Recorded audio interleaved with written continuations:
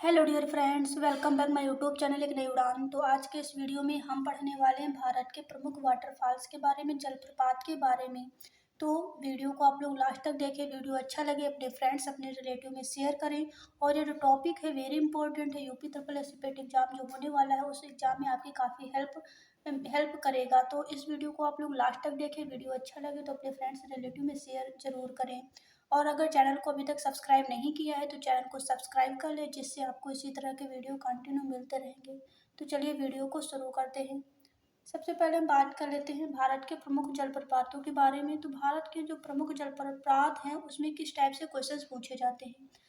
First question तो पूछा जाता है कि बताइए भारत का सबसे जो ऊंचा जलप्रपात है वो कौन सा है। तो भारत का जो सबसे ऊंचा जलप्रपात है वो है हमारा जोग। कौन सा है मेरे फ्रेंड्स? तो जोग जलप्रपात है, जिसको हम एक और नाम से जानते हैं गरसोप्पा।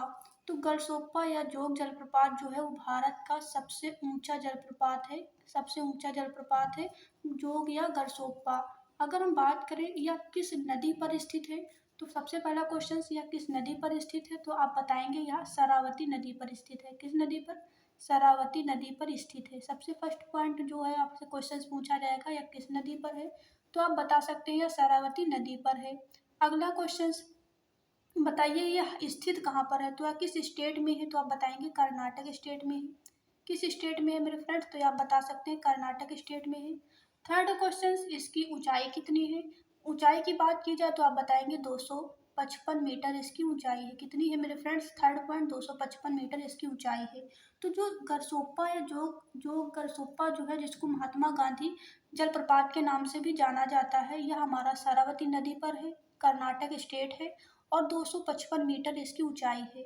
यह जो जलप्रपात है वो चार छोटे छोटे जलप्रपातों से मिलकर बना है, जिसमें हमारा राजा हो गया, राजा जलप्रपात, रानी जलप्रपात, हमारा रोरा जलप्रपात हो गया और हमारा रॉकेट जलप्रपात।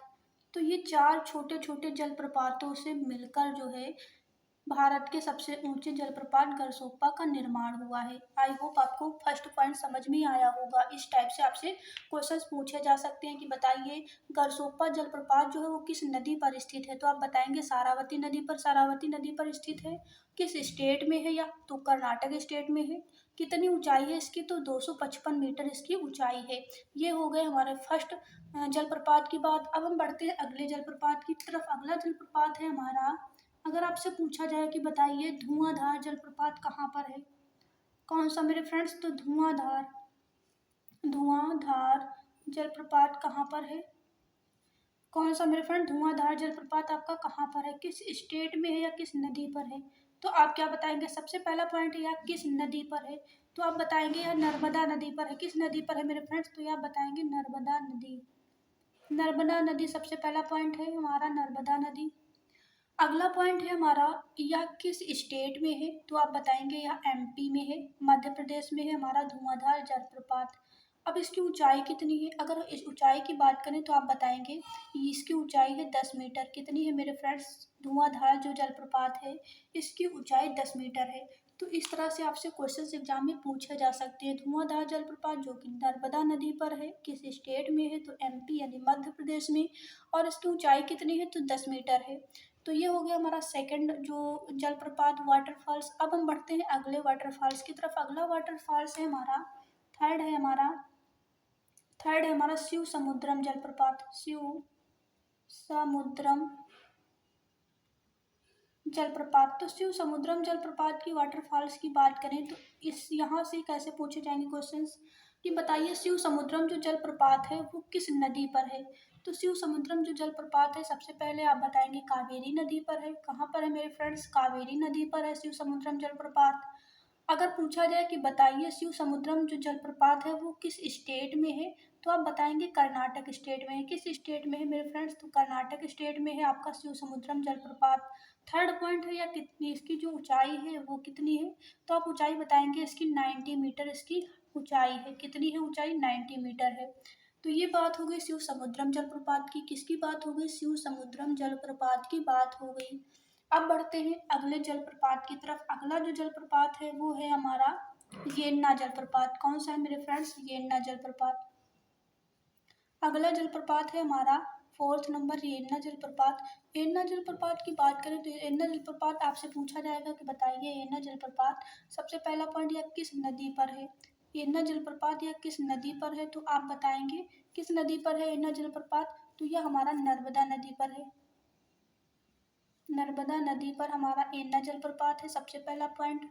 सेकंड है यह किस स्टेट में है, तो ये एन्ना जलप्रपात आपका एमपी में है। एमपी मीन्स मध्य प्रदेश में है। इसकी अगर ऊंचाई की बात करें तो 183 मीटर इसकी ऊंचाई है।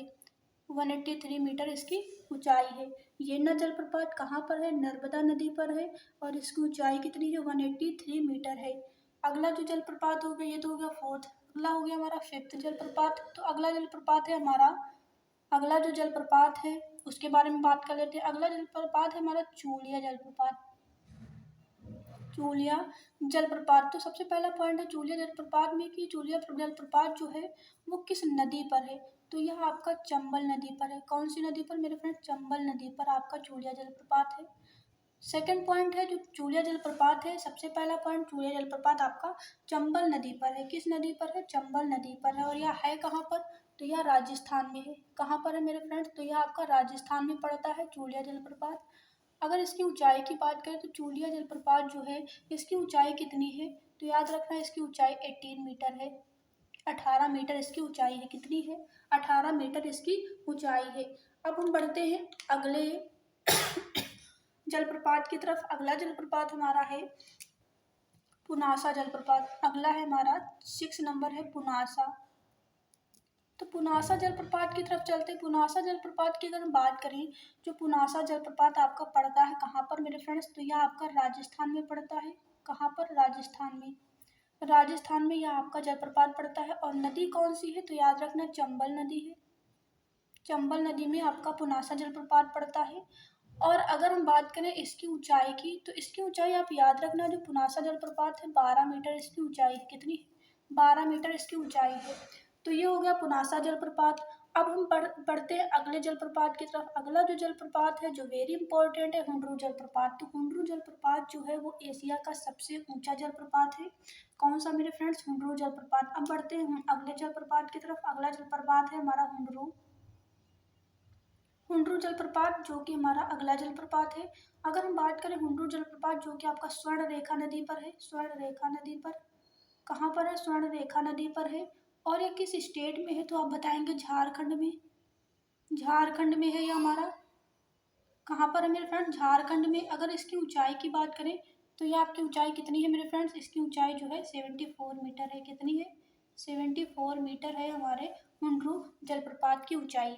तो ये हमारे जलप्रपात यानी वाटरफॉल्स थे। आई होप आपको समझ में आए होंगे। अगर आपको कोई डाउट है तो नीचे कमेंट बॉक्स में कमेंट करके ज़रूर बताएं। वीडियो अच्छा लगा हो तो अपने फ्रेंड्स अपने रिलेटिव में शेयर करें। तो आज की वीडियो में इतना ही, फिर मिलते हैं नेक्स्ट वीडियो में नेक्स्ट टॉपिक के साथ। तब तक के लिए thanks for watching this video.